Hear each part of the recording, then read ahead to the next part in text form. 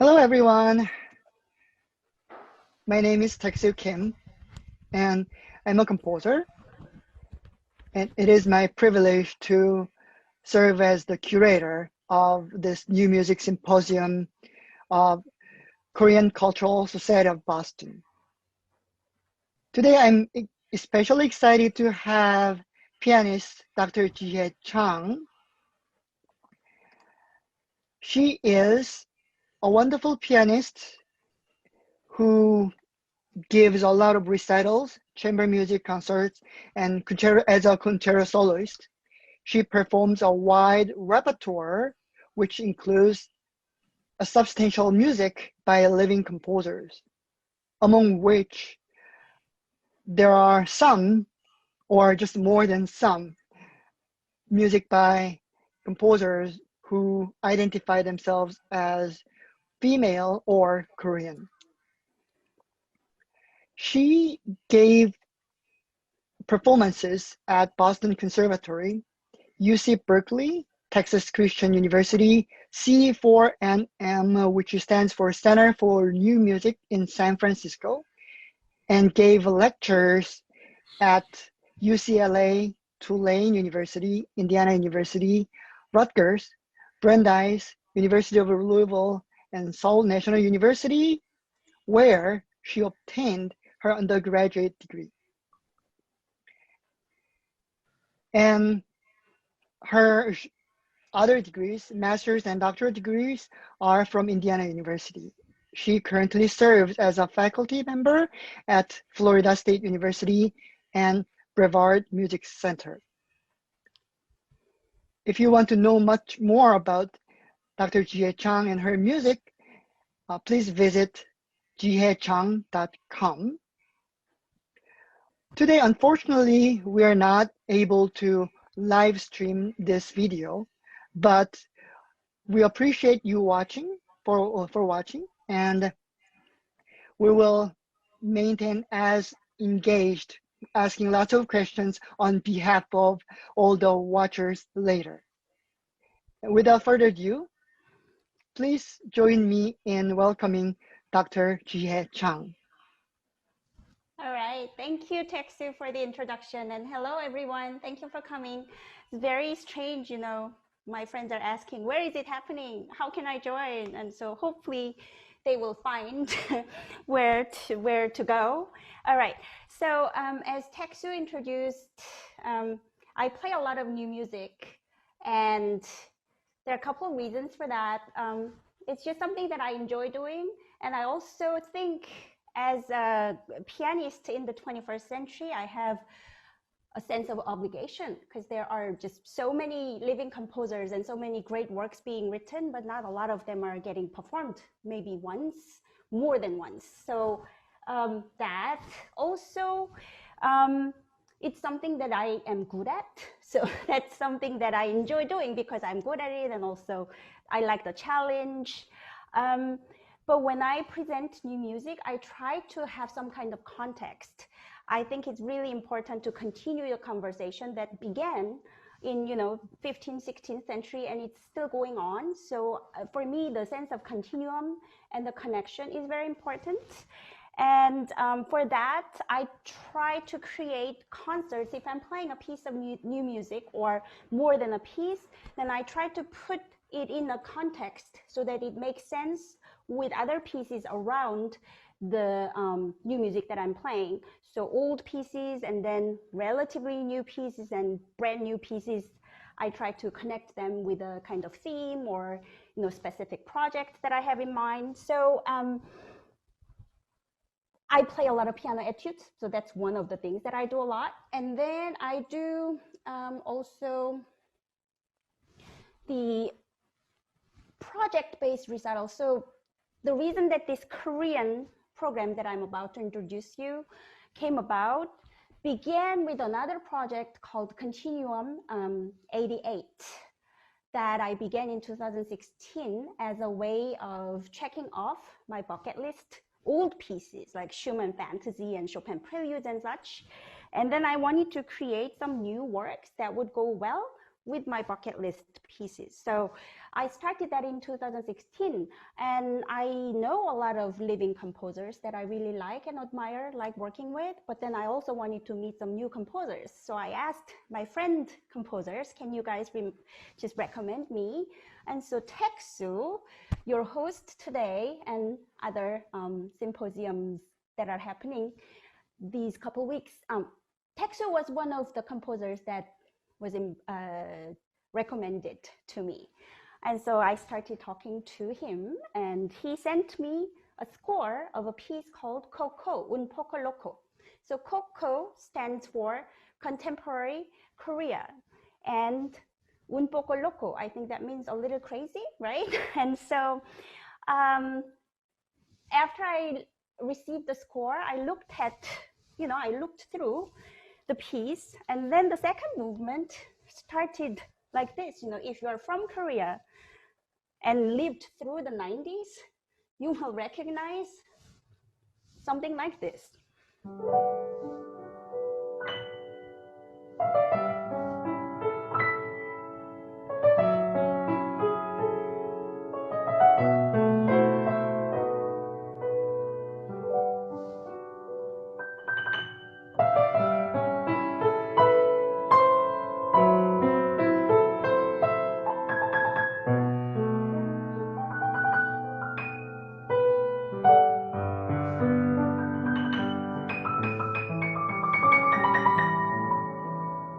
So it could be Shin Sung-hoon, Byun Jin-seop, whoever comes to mind, but it's the 90s slow ballad.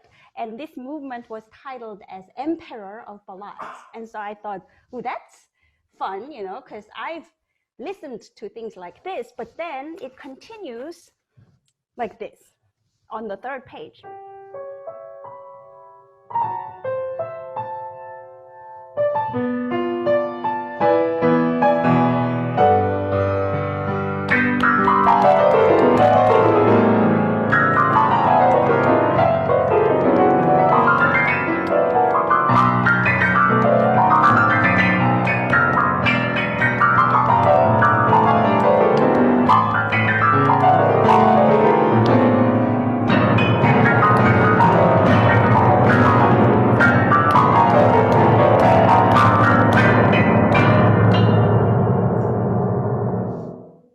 So I just had to play this piece somewhere because it was just so funny and fun and shocking and just interesting all at the same time.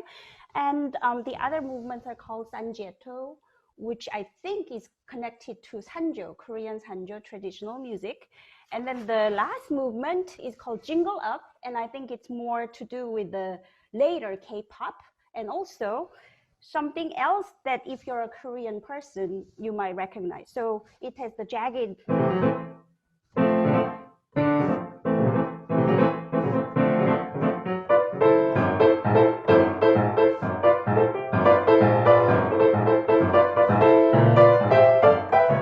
So it's the very K-pop dance music kind of rhythm. And then here,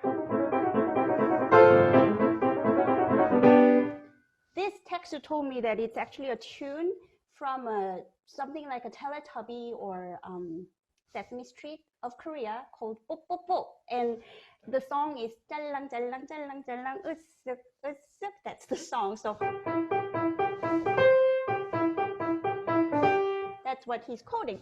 So as a composer living in the States, just tackling the identity as a Korean, just head on like this was just very fascinating to me. And so I thought, okay, so how can I program this? And I started looking for other Korean pieces because I was curious what other living Korean composers are doing. Are they exploring the Korean elements in their music or not? And if they are exploring, how are they doing it similarly or differently? So that's how this program came about. So then I had to come up with an hour length of program, and there was an opportunity for me to do something in California, in San Francisco. And they really liked this idea of living Korean composers' works as a program. So I started looking some more.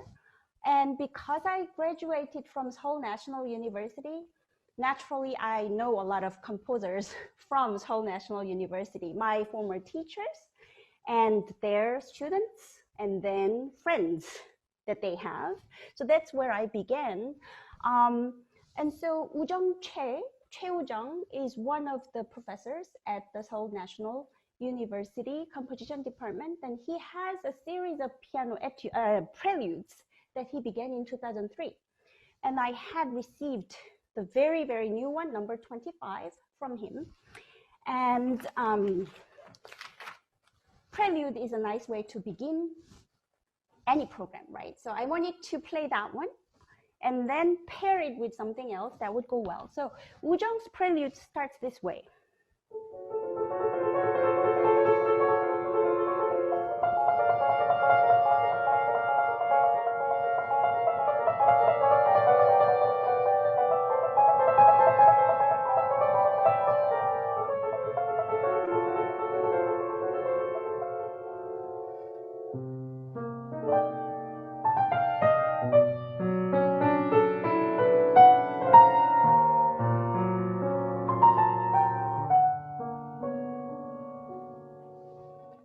And the title of the piece is Le Miroir dans l'eau. So it's something to do with mirror and water.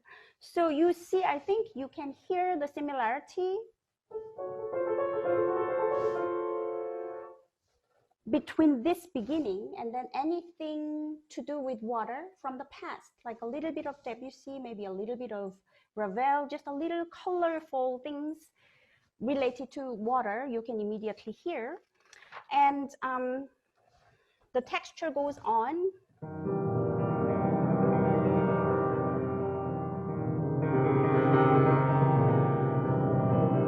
So it goes back and forth between high register and low register.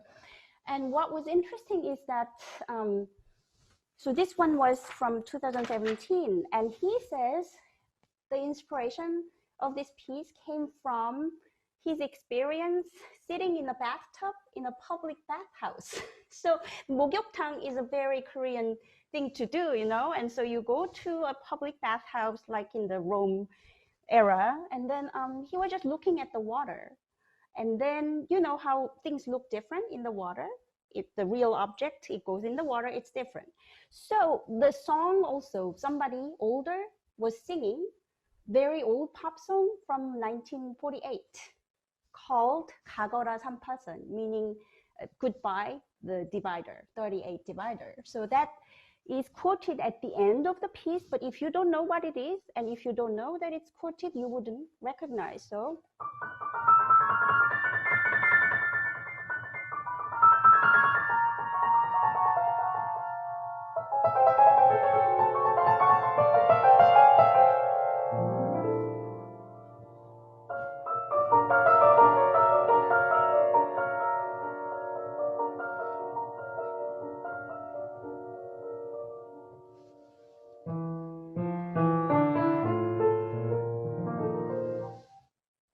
that's how it ends.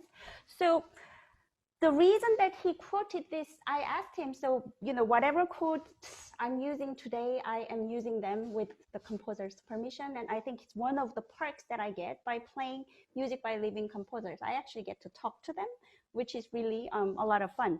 So he says he was always a fan of Korean pop music, and the old 뽕짝 style is actually he feels very close to. And he also got involved in theater music during the 2000s, I think. And so right now, he feels that for him, at least, the divider between classical music or pop music or old pop music, etc., doesn't mean much to him when he composes. So that was interesting. So anyways, that's Woo-jung's Prelude. And one of the composers that was recommended by me, for me, is Eunho Chang, Chang Eunho. He studied in Poland, and now he's back in Korea. He is also a pianist himself, so he sent me quite a few pieces written for solo piano. And there was a Prelude, number 5, that had this texture.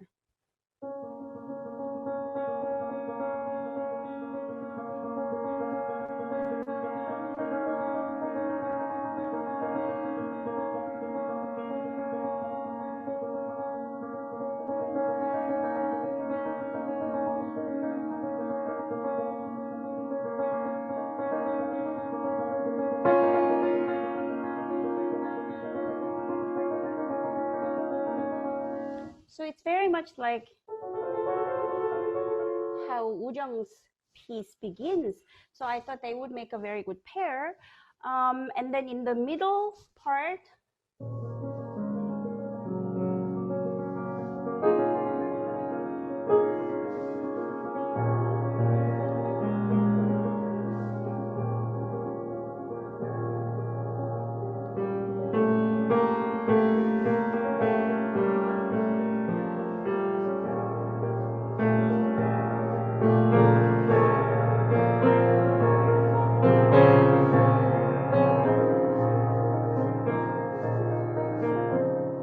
it blooms some more, and then it has a little bit like the Ravel Ondine kind of texture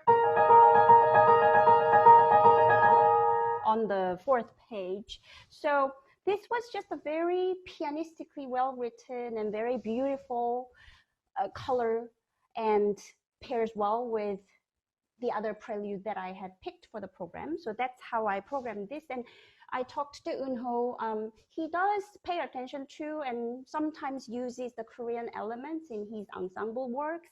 And he plans to do more with the piano, trying to emulate some of the string instruments of Korean traditional music, but not in this piece or the other preludes. He just tried to explore, I think, the possibility of the piano and his ability as a pianist. So that's what you see in those pieces. And then after the prelude, I wanted something a little lighter and a little brilliant, just a little bit showy and not too long.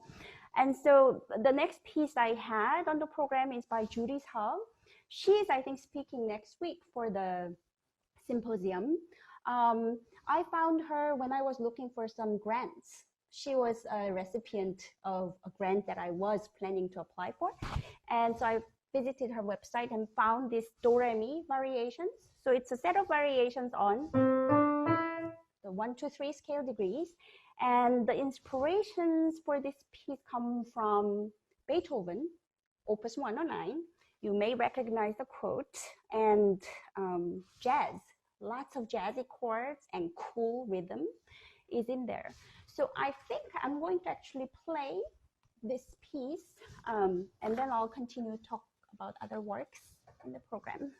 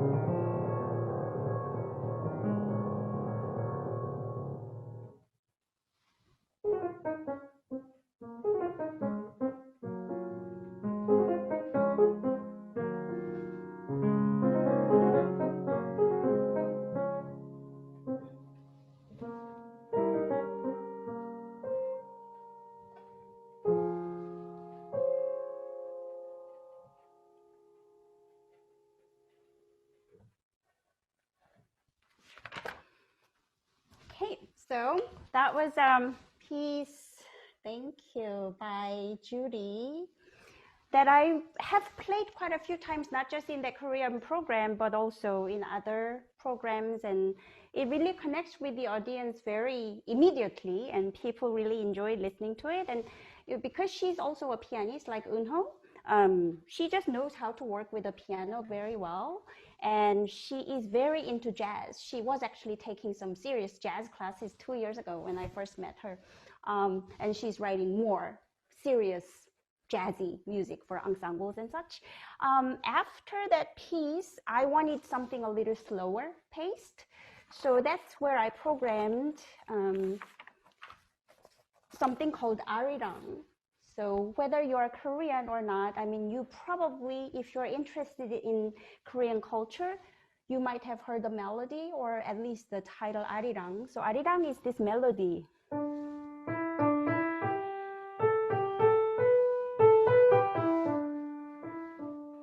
And there are many versions, you know, for different kinds of ensembles. Quite a few composers have worked with the same melody. And the way Kay worked with it, and just the way she connected with the piece is very beautiful. It's something to do with her memory of a visit to a temple in Korea, Busoksa, and how the bell ceremony was so hypnotic and beautiful. And so she starts with this set of chords.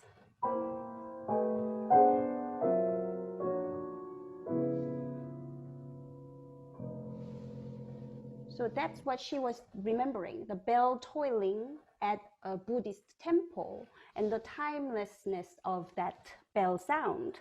And then the melody comes in.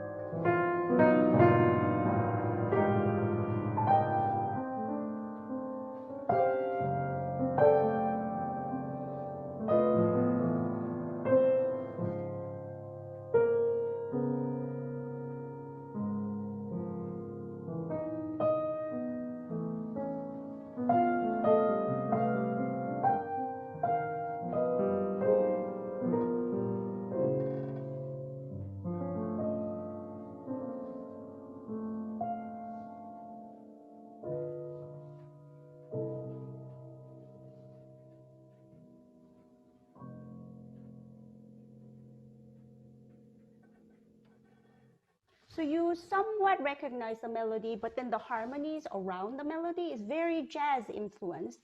And she told me that that's probably her immigrant nature. You know, she moved to the States when she was, I think, in high school or maybe middle school. So she was influenced by the American culture, but also she keeps thinking about her home country. And so this was just her way of just connecting with herself and the homeland. And I think it's just very beautifully done. And you probably heard this, the bell sound that you heard in the very beginning. So that was just something slower paced piece in the middle. And then there's a big work that finished the first half that was written for me by Shinu Lee. So Shinu was my analysis teacher at Seoul National. So my relationship with her goes way back to 95. And she has known me as a student, as a pianist. We have collaborated quite a few times as composer or as director of a project that she runs. And so this she wrote for my project, the Continuum 88 project that I was talking about in the beginning. And this is number 4 of her series of choral fantasies that she's been writing for piano. It started in 2008. And right now, what she's trying to do with the choral fantasy series is that she works really closely with the performer and sort of like a tailored piece written for each performer. So this one is called Ein feste Brücke ist unser Gott. So that's the title of a Lutheran choral that she quotes in the piece because it was the anniversary that year too. 2018 was the revival, the religious anniversary for the Lutheran religion. And she is Christian, and I think that's a big part of who she is and what inspires her. And the piano as an instrument. Also, the location of the premiere was going to be an old church. So she just looked at that venue and tried to come up with the resonance that would work well with the space. And it has a lot of register shifts and Lisztian things going on. And I was just telling her, it's not easy. And then she said, it's because, you know, I think you can do whatever I give you. So I just made it a little bit difficult. So I was flattered, but at the same time, it is tricky, but it's a very meaningful work for me. So I'll just play a little bit in the beginning and then the climax where it builds up to the chorale.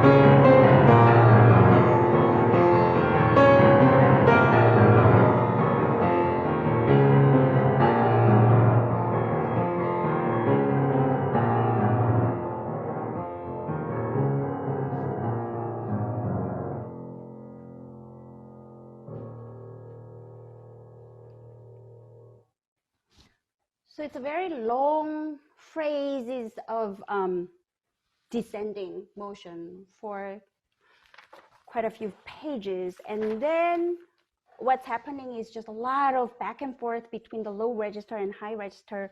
And then things start ascending. So I'll just start playing from maybe 2/3 of the way and into the very climactic point.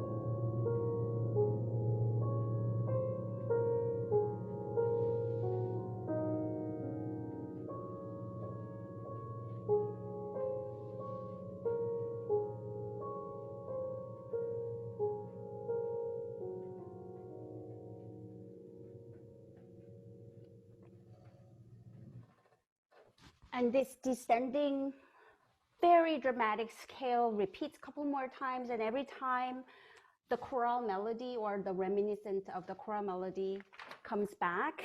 And at the end, so let me just go.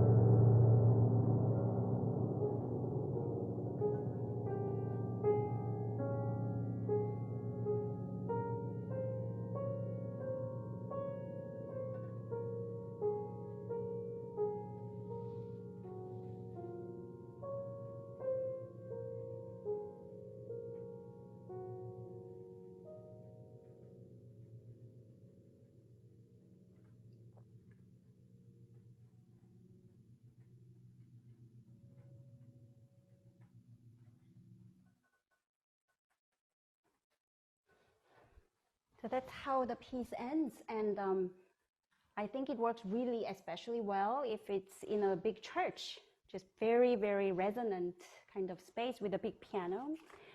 So that was Choral Fantasy by Shinuri. And I will have a PowerPoint at the end just to illustrate every piece that I talk about today. And then the second half had a set of piano etudes, because I play just really a lot of piano etudes. That was my dissertation topic, and I teach classes on it. I give presentations a lot. And I think just among the contemporary repertoire, Ligetti's piano etudes are really just some of the most important piano works before and just previously, and then also presently. What I mean is like including 19th century and before, and 20th century and 21st century.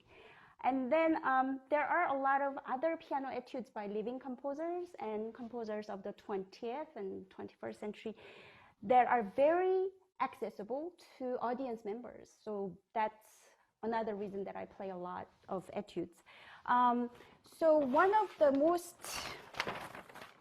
well-known composers from Korea is Eun-suk Jin. And she is in Germany. I think she just composes and does her activities mostly there. But I also heard that she is now Tongyang International Music Festival director starting next year, which is super exciting. So she has a lot of amazing chamber works and orchestra works. She has a set of piano etudes. And that's the only piano solo work that she has so far. And it was supposed to be 12, but only 6 was completed. And so I just started looking at them. And number 4 is the one that I play a lot. So number 4 has the very Eun-suk Jin like coloristic, combination of the whole tone scale and chromatic scale and the layers, moving line, static line, and then she uses a lot of the C, B flat, and then tritone layered together. So that's what's going on in this etude. So I'll play just a little bit.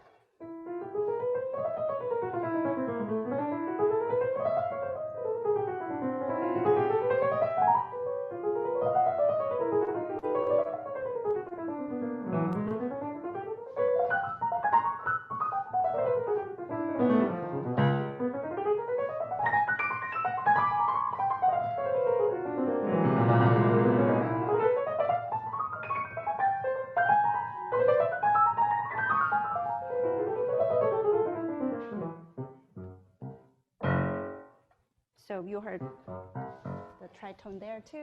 So this reminds me a little bit of, just a little bit of that, because of the just scalic pattern going on top of the punctuated notes. But this one's a little more changing, quicker changes than the fanfares. But anyways, that's the number 4 of her, from her 6 etudes.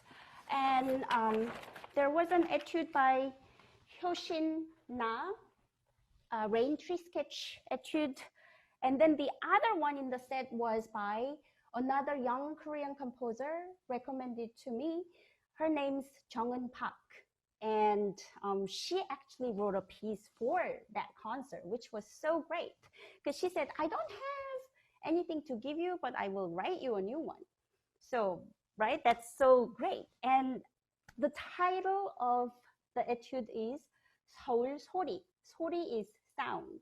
So it's actually etude based on all the sounds that you hear in Korea, in Seoul, in that city.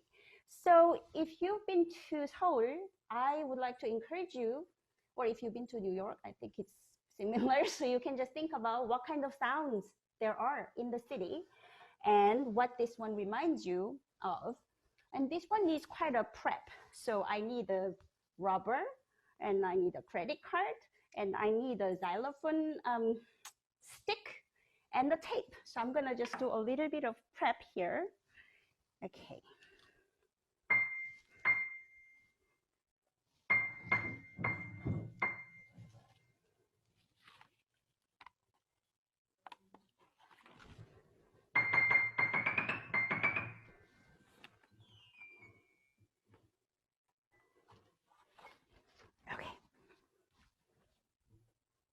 So I'll play little parts of the piece, and I can tell you what it reminds me of, and you can tell me, maybe in the chat room, what does it sound like? You know, she said it could be nature in the city, or just lots of noises, you know, people noise, train, cars, etc. So the beginning goes like this.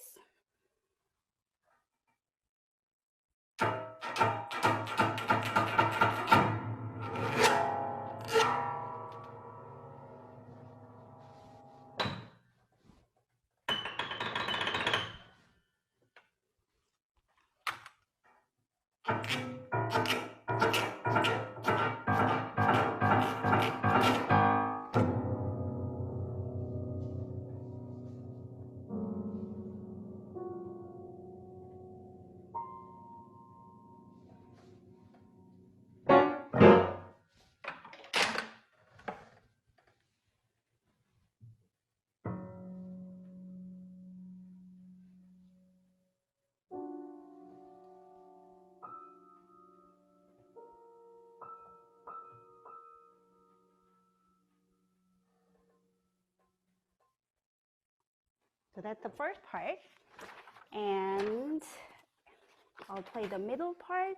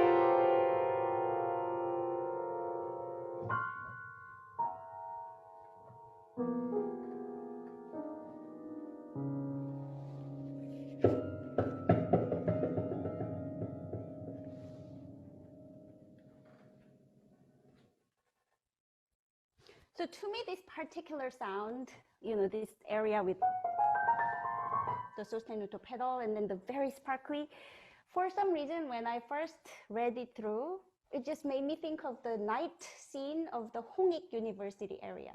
It's like the young people walking about and lights everywhere. That's what made me think of. Okay, and then I'll play a very different area using this. I have a tape in the very highest register and rubber at the bottom. So this section uses both.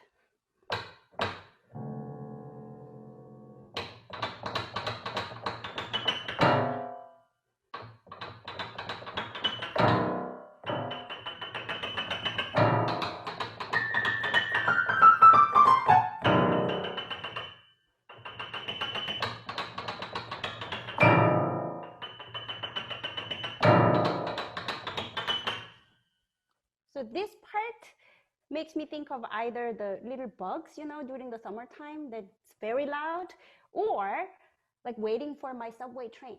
And then from far away, it's coming in. It just sort of sounds to me like that train track. So this piece utilizes a lot of the inside piano stuff and then the prepared piano. And what she tried to do is just to capture where she is. So, you know, not only that what kind of music you listen to inspires the composer, but also, you know, the Koreanness, the root of where they come from. In her case, it's where she is right now. And she said her big thought these days is, you know, what does it mean to be a person in the 21st century as an artist and as a person? How do we connect with what's around us? That's very important to her. So I think she's been trying to do that, connecting who she is with where she is and what's around her. So that piece, I think, shows you what she's trying to do as a composer. Okay, and then there are pieces that have not explicit Korean connections, but just you see or hear a glimpse of the Koreanness. And especially because I think I am Korean, I just sort of recognize things even if the composer doesn't say, this is what I'm doing. For example, so let me see if I can share.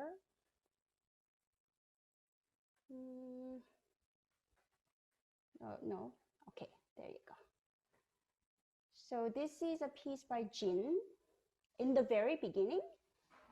Okay, so this is called Finger Dance, and the piece has a little bit of quotation, very hidden at the end.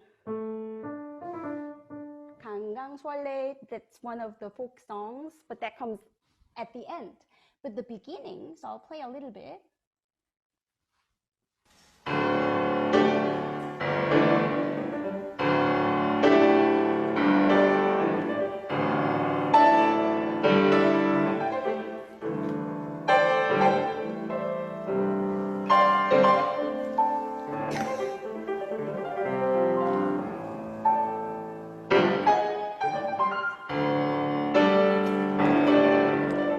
Okay, so it has just, if you don't know Korean music and if you don't think about it, it's just very rhythmic.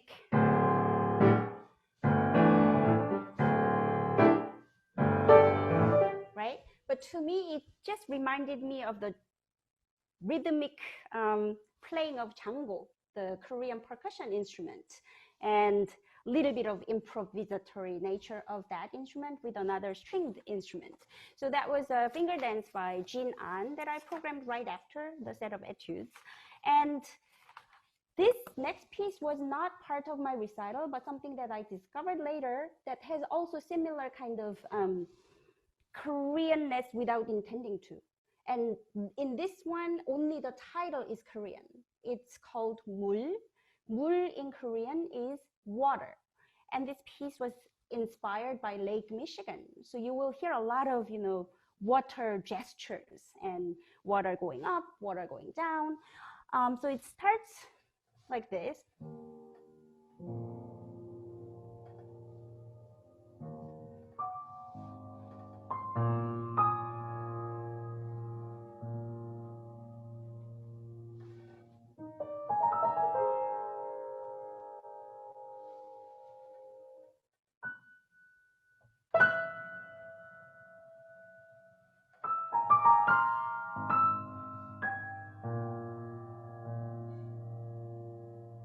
So I think it's very peaceful kind of lake, big lake, not so much activity going on.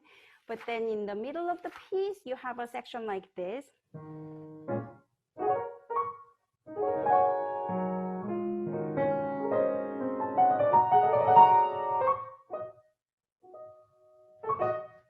Very playful kind of water. This piece is by Eunyoung Lee.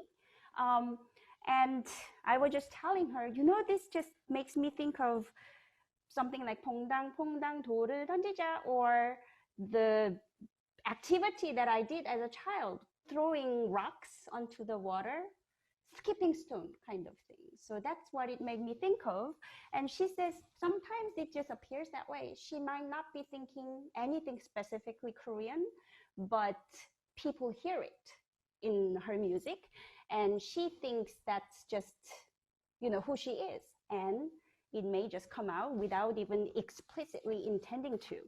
All right, so I think I have just one more piece to share. Before I do that, let me just share you my list of pieces that I played.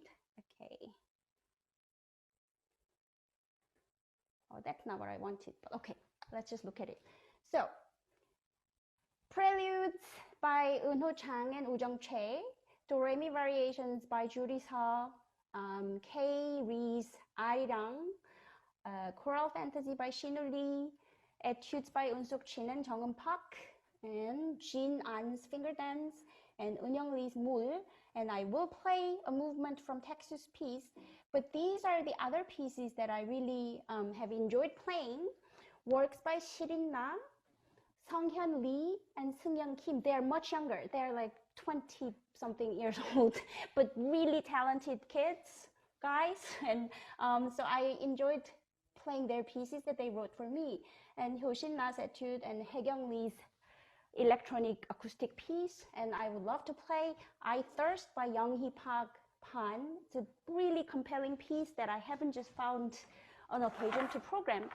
And this one, can you see? It's a Studio 2021. That's a new music series that Seoul National University runs. They just did a project, I think, in 2018 or 19 with 12 composers and 12 etudes and 12 pianists. And all of them are really fabulous. So I would love to play some of them, maybe all of them. Okay, so I'll play Sanjietto from Texas Coco, and maybe he can tell us, since he's here, what inspired him to explore this these elements that you see in this piece. Okay, so I'll play the first movement, and maybe we do Q&A if anyone has any questions.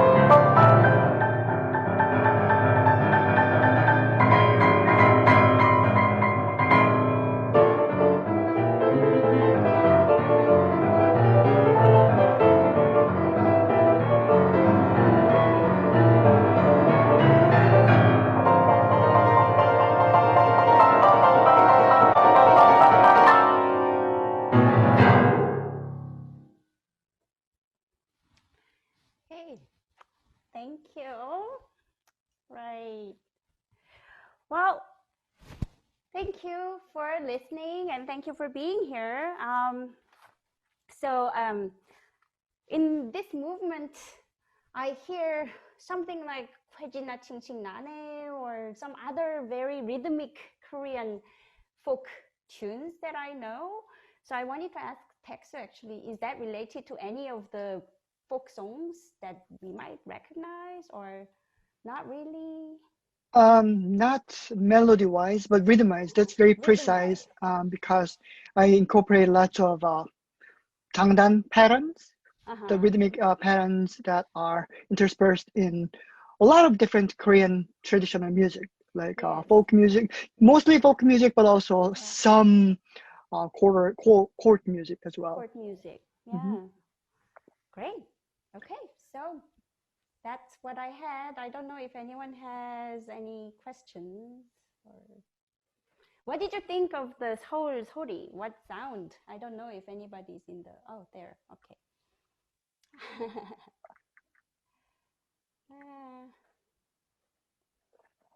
Night music, yeah. Right. Well. Yeah, also Mary Chapman said she heard sounds from Manhattan. Yes, yeah, big city sound, right? Right. And also there was one question from Yu Kyung Kim, which is there like to interpret it, is there any challenge to play lots of contemporary music which might scare some audience who are not familiar with those, and what's your approach? So my approach, as I was saying in the beginning, is just I try to pick music that would go well with what other pieces I'm playing in the program. So I rarely play something that is all new music. Sometimes I do, but even if I do, I try to have some kind of key relation or mood relation so that the audience doesn't feel like, oh my God, I don't know any of this, you know? So some familiarity. I think I try to pick at least one or two pieces that are a little bit more friendly in terms of, you know, harmonic language and or rhythmically more engaging or something virtuosic, because I think virtuosity speaks to everyone, even if you don't know a lot about music. So that's my approach. I just try to have a flow and the narrative that would speak not so foreign to the listener. And as a performer, sometimes there is a little bit of translation that needs to be done between the notation I see and what the composer actually wants to hear. And that actually was very good for me to look at the old music as well, because, you know, with the living composers, I can actually talk to them and they tell me, this is what I wanted to hear. And so I have developed this translation skill, so to say, what's on the score and how do I perceive what does the composer really want in the piano and with a pianist skill. So I don't think it's more difficult for the performer just because it's contemporary music. Some things are rhythmically more challenging, and some things that have too many things inside the piano, that's actually challenging for me because I'm short. So it's kind of hard to reach too many times into the piano. Yeah. Okay, the next question we have is from Karen Follinstead, who teaches at San Diego State University, the coordinator of keyboard department there. She would love to know where to find this music. It's a great program with lots of variety. Yes, I can send you information. I think a lot of these composers, Judy, for example, sells some of the pieces on her website, but I personally got in contact with every single person.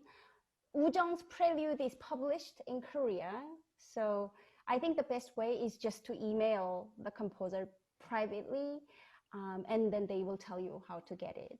But I will email you. Yes. And then there's one, Jean, who spoke last week, asked you about how does new music affect your approach to standard repertoire? And as you play more new music, do you think about old music differently? And how so? And also, for you, is programming itself the art itself? Yes, actually, that's a great question. So I think I already answered some of Jin's questions. Did that change how I approach old music? Yes, because before Beethoven, there are a lot of things that are not written that you have to sort of assume, or you just need to know the style and the approach for the pieces. And even with a lot of markings, sometimes the metronome marking might be a little off.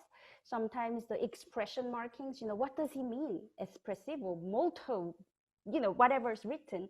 And playing new music and communicating with composers, that really helped me to just have better eyes and getting to know my instrument better and what is possible on the piano.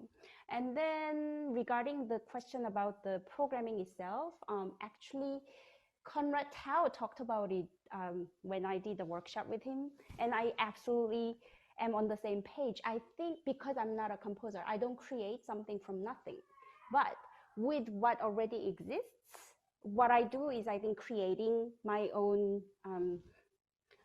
I wouldn't say artwork, but it is like my own story, narrative that has certain meaning and story. And that's how I want to bring music that I like and music that means a lot to me to the audience. So in a way, yes, I think it is a kind of an art form, and I think about it a lot. I don't just play one piece from each period or all classical, or I put a lot actually of thoughts into how it begins and ends. Yeah, tagging along about your collaboration with composers, because some of the audience would be composers, and Uh-huh. what makes it easy for you? How can composers serve you for better collaboration? Mm. Or what is a bad way to collaborate with you?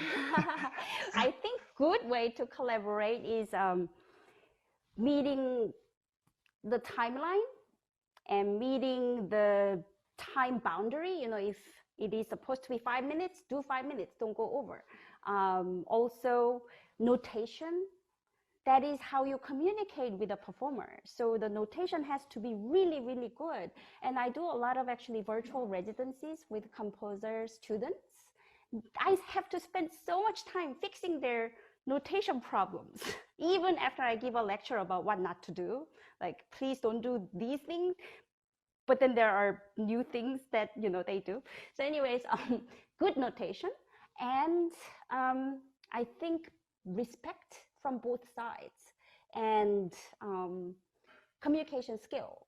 So I think it's always just good to be polite and nice when you want something to be done from both ends, I think. So I guess that would be my 2 cents on that. Wonderful, thank you.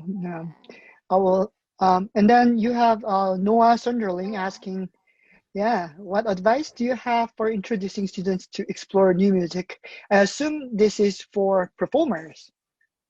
Are you talking about just,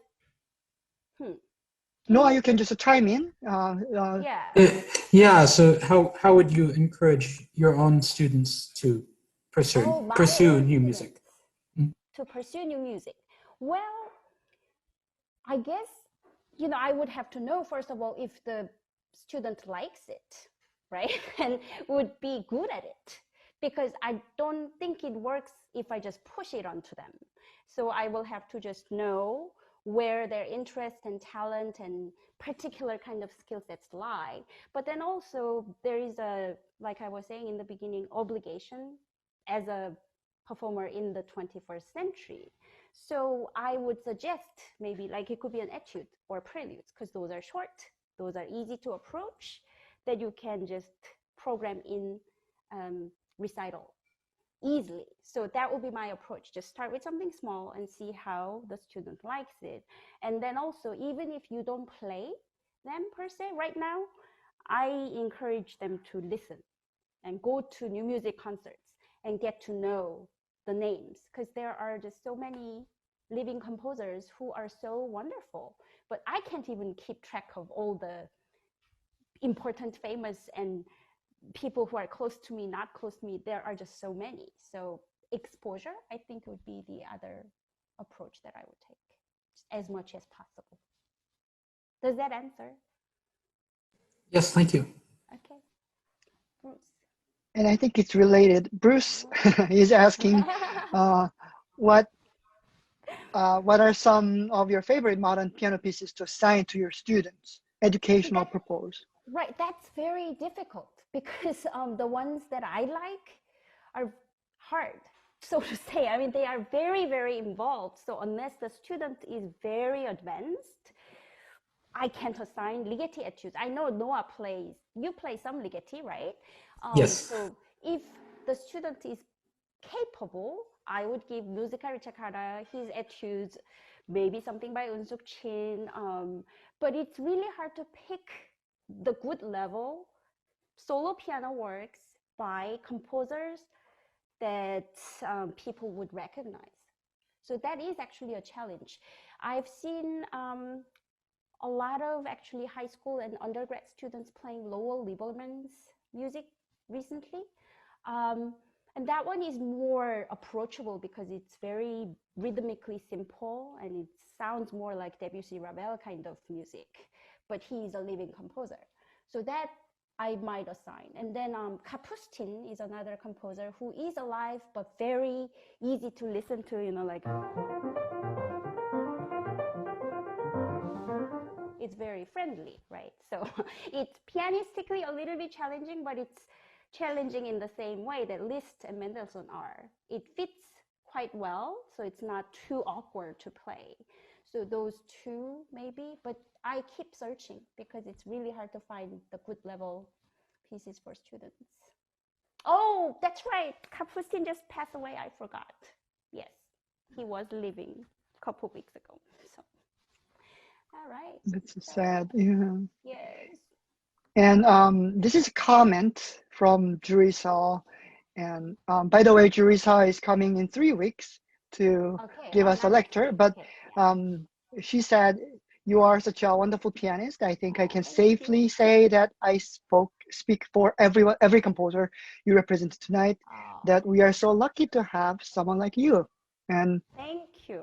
Yeah. And I am so lucky to have met you and Teksu and Jin and everyone else. You know, can I tell you a short story? And then how I met Jin is because that's how I met Teksu, I think. Jin was a part of this Facebook group, Composer Association, something on Facebook. And she saw a video of me playing something. I didn't even know that the composer posted it there. And that's something that I did in Seattle, Portland, long time ago. And so Jin saw it and she just emailed me, and that's how I met her. And through her, so many other connections happened, which is really beautiful, I think, you know. So you just don't know when the opportunities or relationships are coming. So I guess back to Tex's question, young composers, you don't know whom you're gonna meet and how things might happen. So be good at what you do and be nice to everyone you meet, I guess. Yeah, well, I mean, this is my third time to hear the same comments from different angle. So maybe that's the message, of the week for me. But I totally agree with you. Like, you never know what's gonna happen. Yeah. Right. And yeah, about Jury's piece, actually, I had some question/comment. And since Jury is here, she may talk about it a little bit. But I also felt some Baroque moment in her music. Yeah, something like that. Yeah. It's like invention, like that's right. Right. Yeah. Yes. So it's it encompasses so many different genres of music. And I also noticed when you said composers who are influenced by jazz, they all happen to live in the States. Yes. Yeah. I think that's just a very big part of American music and culture. So yeah, that's been interesting. People, composers in America tend to explore a lot of that. And also, you know, in text, your piece, where is it? There is a ragtime moment, isn't there? Like, Yes, that was intentional. right here. So there's, so whether you explore it just momentarily like that, or the entire piece influenced by it, I've seen quite a lot of non-American composers exploring the aspect, because I think it is big part of what American culture is. And I think if I just wrap it up, it's about who we are, I think. So the Korean elements or other things around the composers, I think what I find fascinating is how they incorporate those inspirations and what they like, what they think as important into their music. So that's what I love about contemporary music and bringing that to a larger audience. Wow, yeah, that's beautifully said. And there's one more question. You were trying to wrap it up, but you're so engaging. So let's have one more question. Do you have any books that you want to recommend to those who still feel distance to new music? Or yeah, no, I don't think don't books feel can sorry. help. I think you should just go listen. Just listen to different things. Go to New Music Festival, although New Music Festival can be dense. It could be just like all day long, new music one after another, but I think you need to explore. You can listen to some YouTube channels that are dedicated to new music, and I'm trying to put up more on my channel too. But books, I don't think books tend to be just for classes. So I would just rather suggest just go study. I mean, go listen. And there are, you know, sometimes composers talking about music.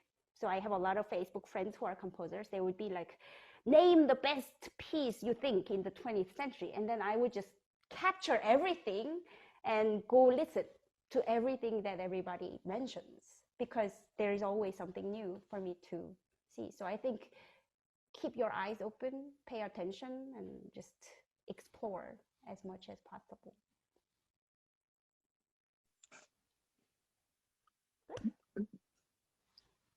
Right, there is that book, David Birch, yes.